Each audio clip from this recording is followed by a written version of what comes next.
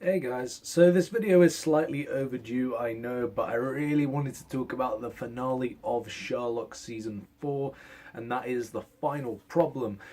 Now, I am a huge Sherlock fan. If you know me, you know this. I did a review of The Lying Detective, and I was more than excited to see this movie. I actually went to see it in Cineworld Cinemas, so I saw it on the big screen. They had like a 15-minute sort of cinema exclusive thing, which was kind of crap because it was all about like Mary Watson and how she plays in the show and everything. It's like I already knew all of this. I could have just seen this on TV. Why is this a cinema exclusive? But anyway, seeing Sherlock in the cinema was such a great experience. It's like watching an actual movie. You're actually fully invested, and you're like, yeah, I'm loving this, and I love Sherlock, so I loved seeing all of that. And this episode is a very strong episode in the Sherlock series.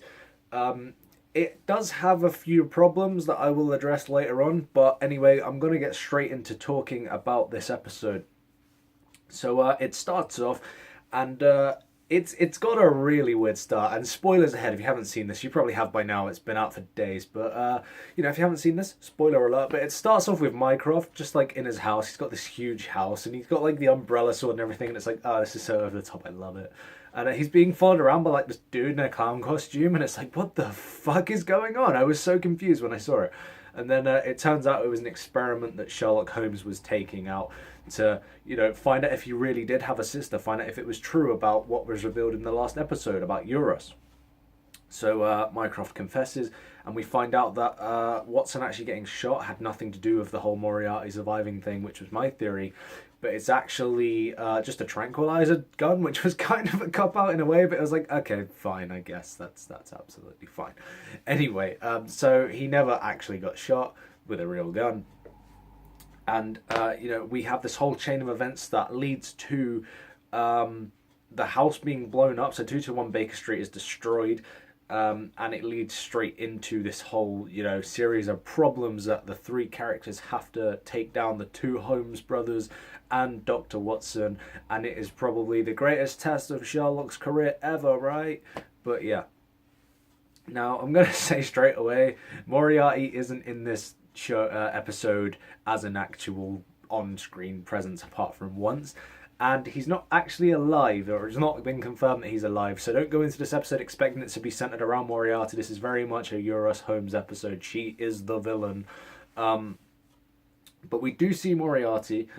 He set up tapes from before he died, because we found out that Mycroft set up meetings between her and Moriarty. So we actually know that they have met, and Moriarty gives her these tapes so that she can, test Sherlock. And you don't really know what her motivation was. Okay, the motivation for Eurus Holmes was that Sherlock, as a character, was kind of a dick when he was younger, wouldn't play with her, and she was like, hey, you're a dick, Sherlock, play with me. And he's like, no. And then she's like, okay, I'll just become a villain then. And it was like, I guess fine. It doesn't really have to have an intricate villainous plot. It was still fine. She was a good character and all. But why was Moriarty involved? That doesn't really make the greatest deal of sense. And why would... Because Mycroft confesses that he set it up. But if he knew... Well, I guess he didn't know that she wanted to, kill... It's weird because it's so convoluted. I'm even getting confused talking about it. But why set it up when he knows that probably the two will, go together and take down Sherlock, and that's his brother. So it was kind of like, okay, I don't really get the whole plot, the whole villain plot as to why she's so badass. But the episode is very, very good. It's like all this sort of mind games. So we've seen episodes that take place entirely inside Sherlock's mind. We've seen episodes that Sherlock's mind, plays a big part, but this one's more the fact that it's physical, and Sherlock has to use his mind to solve physical problems, and that was something different, and that was something great that I liked seeing.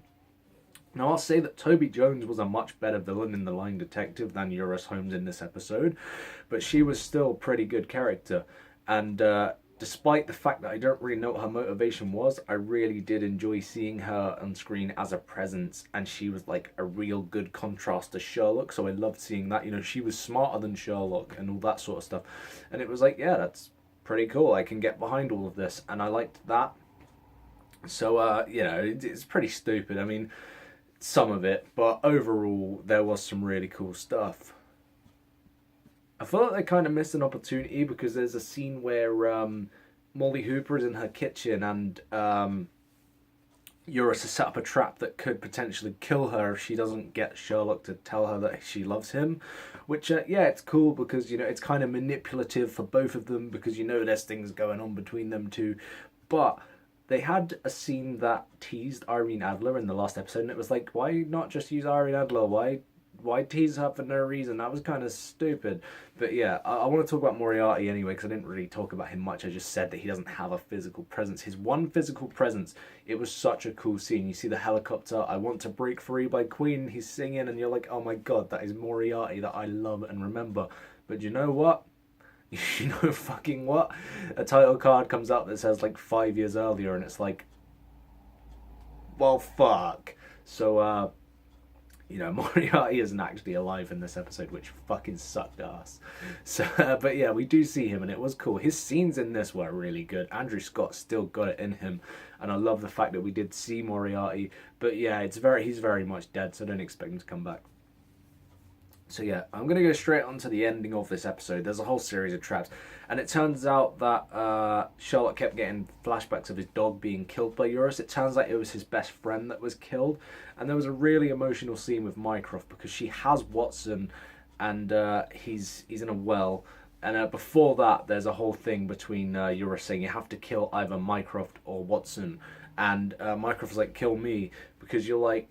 Well, actually, he starts being a dick, and he's like, you know, take out Watson because he's a stupid little man. And Sherlock's like, I know what you're trying to do. You're trying to manipulate me into killing him so I don't feel bad about killing you. But, you know, Mycroft is doing this because he doesn't want Sherlock to lose another best friend, which was so sweet. And that's why there's another weird thing between him having Moriarty meet up with Eurus. But anyway, so, yeah, the very last bit is Watson trapped in this well, but he's like tied up by chains around his ankles, and you know they get him out of the well in the end, like the police. But how, when he had chains around his ankles? They just pull him out. But anyway, the whole wrap up wasn't very good in my opinion, because it was just Eurus, and she was, you know, she was like one of those people who were just like, oh, I'm acting like a dick because I need a hug and nobody loved me, and then it just sort of wraps up like that. I feel like the ending was kind of rushed, but I loved the very last scene. It was Mary Watson, and she was talking on her tape that was called Miss You or something instead of the Miss Me, which was the whole Moriarty tie-in thing. But Mary Watson says, you know, these are my Baker Street boys, and you see like a montage of them rebuilding the house, and they even like paint the smiley face on the wall, and Sherlock fires 2 shots in the wall just like they used to be, and that was really cool. I loved seeing that. I love the actual ending where you see them back in action. But it makes me think, will there be more Sherlock, or is this the very last one? Because it'll be sad if this is the last one. But the fact that they've done this episode so well, because I know I criticised it a bit and there are problems with it, but it is a very solid episode. There are some, you know what, it is so intense. There are some really tense moments. Some scenes I was on the edge of my seat. I could feel the tension in the cinema. I was on the edge of my seat like, holy crap. You know, it was sometimes hard to watch because it was so tense. So if they were trying to go for tense, they did that absolutely perfectly. It was nailed. So that is one of the main great things about this episode, other than the fact that it's fucking Sherlock. But the way they ended it makes me feel like they might not continue it. And if they did, I don't know what direction you could possibly go in for this show. But if this is the last episode, it has been wrapped up so well, and I absolutely love the way that it ended. So I'll say that. So I'm hoping there is more Sherlock, because it's one of my favourite shows on TV, and if it, you know, stops being made, it's like, well, it's one of my favourite shows that was on TV. You know, you can always rewatch them on Netflix and everything, but I want more Sherlock in my life. So, you know, let's hope that we get some more, but if we don't, it won't be the end of the world, because this was a very good episode. So let me know what you thought of this episode of Sherlock, The Final Problem. Do you think the franchise can continue? What would you like to see in the future? If so, comment below and let me know. Thank you guys for watching, and I'll see you very soon.